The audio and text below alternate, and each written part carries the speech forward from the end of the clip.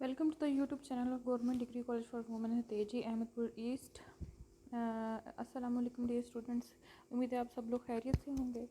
अगर आप लोगों ने मेरा लास्ट लेक्चर देखा होगा तो उसमें आप लोगों को याद होगा कि हमने एक्सरसाइज स्टार्ट की थी, ठीक है।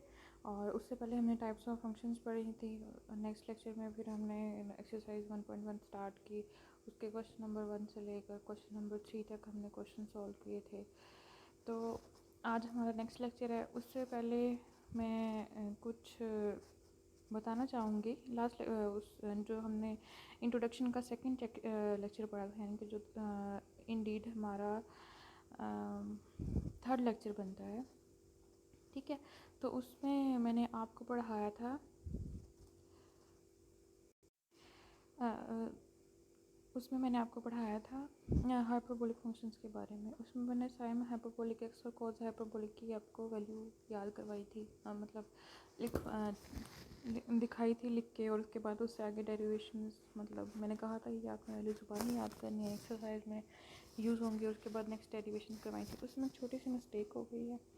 उसमें ये जो है हमारे पास साइन हाइपरबोलिक एक्स की वैल्यू मैंने गलती से कॉस हाइपरबोलिक एक्स की वैल्यू से रिप्लेस हो गई थी, ठीक है।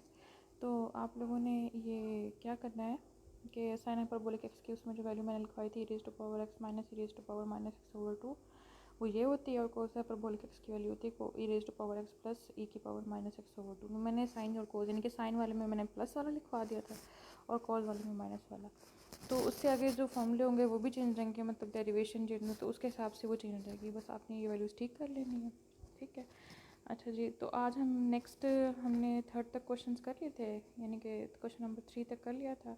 आज हमने फोर्थ क्वेश्चन से स्टार्ट करना है, ठीक है। एक्सरसाइज 1.1 हम कर रहे थे, तो चलें स्टार्ट करते हैं। तो एक्सरसाइज 1.1 क्वेश्चन नंबर 4 से स्टार्ट करना है। Find the domain and range of the function defined below. जो राइट में लिखा हुआ है, मैंने क्वेश्चन नंबर 4 लिखा हुआ है, जैसे कि आप लोगों को नज़र आ रहा होगा। Find the domain and range of the function defined below. आप लोगों के पास बुक्स होंगी, उधर से आप क्वेश्चन पढ़ सकते हैं, ठीक है।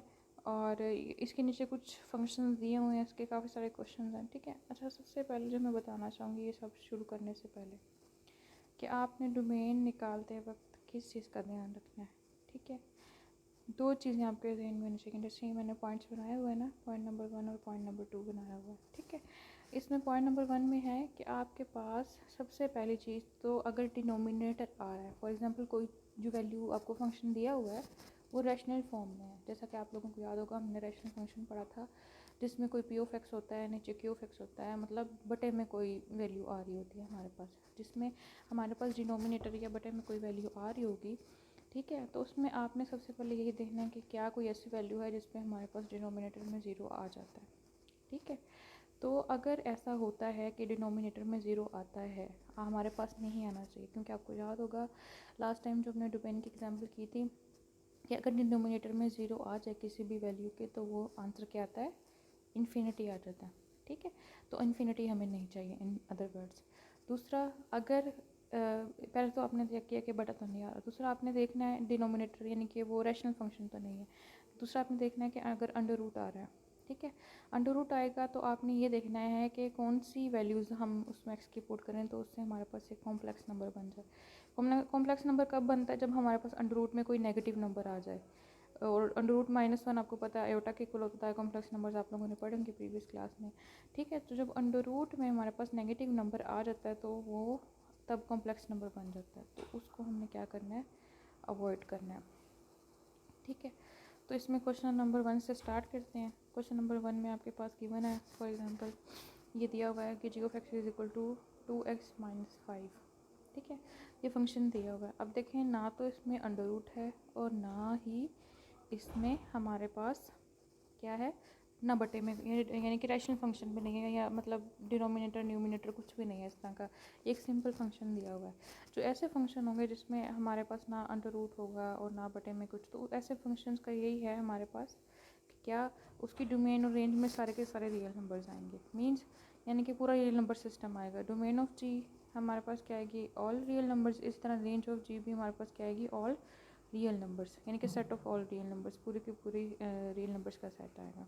ठीक है, क्योंकि ना इसमें ना तो हमारे पास रैशनल फंक्शन बन रहा था और ना ही कोई कॉम्प्लेक्स नंबर, क्योंकि कॉम्प्लेक्स नंबर तब बनता है जब हमारे पास अंडर रूट आ रहा हो, जो एक्स का फंक्शन है वो अंडर रूट के अंदर आ रहा हो। ठीक है, और उस अंडर रूट में फिर नेगेटिव बनता हो, तो जब अंडर रूट ही नहीं है तो फिर कॉम्प्लेक्स नंबर ही नहीं बनेगा। और इसी तरह जब हमारे पास नीचे डिनोमिनेटर नहीं है तो उसमें ज़ीरो भी नहीं आएगा और ना ही आंसर अनडिफाइंड होगा। तो पूरी की पूरी डोमेन ही डिफाइंड होगी, इसमें कोई ऐसा नंबर नहीं होगा जिसे हम निकालेंगे, तो पूरा का पूरा रियल नंबर सिस्टम लिखेंगे। ठीक है, तो उसके बाद है क्वेश्चन नंबर 2। क्वेश्चन नंबर 2 में अब देखें, ये थोड़ा सा ट्रिकी है। इसमें अब देखें, सबसे पहले g of x is equal to x square minus 4, बटा तो नहीं आ रहा लेकिन अंडर रूट आ रहा है। ठीक है, सेकंड कंडीशन देखेंगे, जो मैंने पीछे आपको 2 पॉइंट्स लिखवाए थे ना, यहाँ पे देखें, यहाँ पे ये 2 पॉइंट्स, इसमें दूसरा वाला पॉइंट है कि कॉम्प्लेक्स नंबर, यानी कि जहाँ पे अंडर रूट लिख के मैंने अंदर नेगेटिव नंबर लिखा हुआ है, ये नहीं आना चाहिए आपके पास, और यहाँ पे ये आ गया। ठीक है, अंडर रूट आया अभी। अब हम देखते हैं कि ये नेगेटिव नंबर कब बनता है। It will give a negative number, देखें मैंने नीचे ब्रैकेट में लिखा हुआ है, when x square is less than 4, यानी कि जब एक्स स्क्वायर माइनस 4 कब होगा, जब अंदर वाला नेगेटिव बन जाए। नेगेटिव का मतलब होता है कि लेस देन 0। ठीक है, नेगेटिव का क्या मतलब होता है हमारे पास, लेस देन 0, जैसे कि ब्रैकेट में लिखा हुआ है ना, x square minus 4 is less than 0। ठीक है, तो यानी कि एक्स स्क्वायर माइनस 4 का आंसर 0 लेस देन 0 कब आएगा, जब एक्स स्क्वायर लेस देन हमारे पास क्या हो जाए, 4 हो जाए।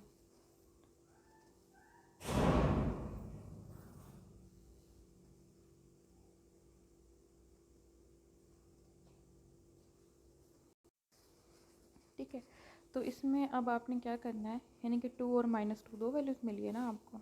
ठीक है, जब हम इसमें 2 पुट करते हैं तब हमारे पास आंसर क्या रहा है, g of 2 is equal to under root 4 minus 4 is equal to क्या आ गया, 0 आ गया।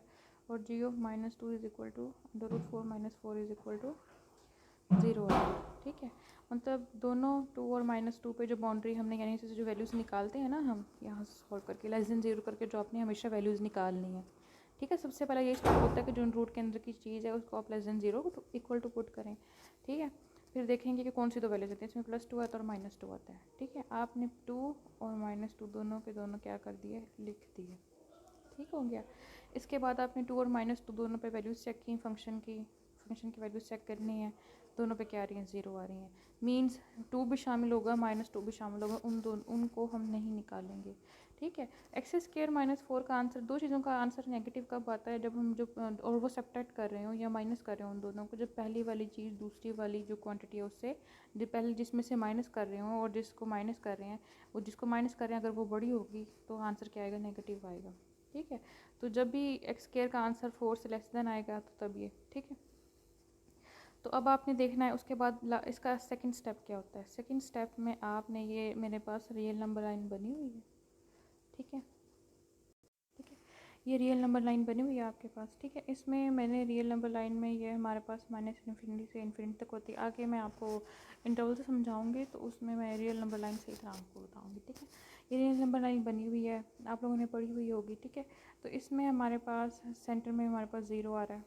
ठीक है, ये देखें सेंटर में हमारे पास क्या आ रहा है, 0 आ रहा है। एक साइड पे 1 ले लिया, दूसरी साइड पे -1 ले लिया। ठीक है, मार्क्स लगा के, फिर 2 ले लिया, 3 ले लिया। ठीक है, इस तरह इसको होता है, 0 से आके 1 होगा, फिर 2 का 3 होगा, 0 से पीछे -1 -2 और -3 होगा। रियल नंबर लाइन है, रियल नंबर शो किए हैं। अच्छा, ये जो हमारे पास लाइन्स लगी हुई हैं, वो 0 को जो शो कर रही है एक लाइन, 1 को एक शो कर रही है, उसके ऊपर एक हमने लाइन लगाई हुई है। ये देखें, जैसे ये 1 के ऊपर एक क्या लगी हुई है, लाइन लगी हुई है ना हमारे पास, ये जो लाइन है 1 के ऊपर, ठीक है, आपको नज़र आ रही होगी अब सही तरह। ठीक है, इसी तरह ये 2 के ऊपर भी लगी हुई है। ठीक है, इसी तरह ये 3 पे भी लगी हुई है। ठीक है, इस तरह 0 पे लगी हुई है, -1 पे। अच्छा, ये जो एक लाइन से दूसरी लाइन के दरमियान है ना, ये जो सारा हमारे पास स्ट्रेट लाइन बनी हुई है दोनों लाइंस के दरमियान। ठीक है, ये जो लाइन है ना, इसमें सारे के सारे रियल नंबर्स आ रहे हैं जो किसके दरमियान है, 0 और -1 के दरमियान है। ठीक है, क्योंकि हमारे पास, हम नहीं बता सकते कि -1 के बाद कौन सा एग्जैक्टली रियल नंबर होगा और वो कितने होंगे। ठीक है, वो इनफाइनाइट होते हैं, उसको हम कैलकुलेट नहीं कर सकते। There are infinite number of real numbers between two real numbers, कोई से भी दो रियल नंबर उठा लें उसके दरमियान infinite number of real numbers होंगे। ठीक है, अगर कोई आपको एक रियल नंबर बता दे, आप उसके बाद उसके ये नहीं बता सकते कि इससे अगला रियल नंबर क्या आएगा, और आप ये भी नहीं बता सकते कि उससे पिछला रियल नंबर क्या आएगा आपके पास। ठीक है। तो ये रियल नंबर लाइन इसलिए बनाई है कि हमें नहीं पता कि 0 के बाद अगला रियल नंबर क्या होगा, तो लेकिन हाँ हमें ये पता है कि एक टाइम ऐसा आएगा उसके बाद हमारे पास ये 1 आ जाएगा। ठीक है, तो आपने ये रियल नंबर लाइन बना ली है फॉर एग्जाम्पल। ठीक है, ये मैंने आपको समझा दी रियल नंबर लाइन कैसे होती है। ठीक है, उसके बाद आपने मैंने ये -2 और 2 के ऊपर निशान लगाया हुआ है। ठीक है, -2 और 2 पे तो आंसर आकर 0 आ गया, इसका मतलब -2 और 2 को हमने नहीं निकालना। मेन चीज़ आपने ये रखनी है, we want only real numbers not complex numbers. हमें कॉम्प्लेक्स नंबर नहीं चाहिए, सिर्फ हमने जो डोमेन और रेंज देखनी है किसी भी फंक्शन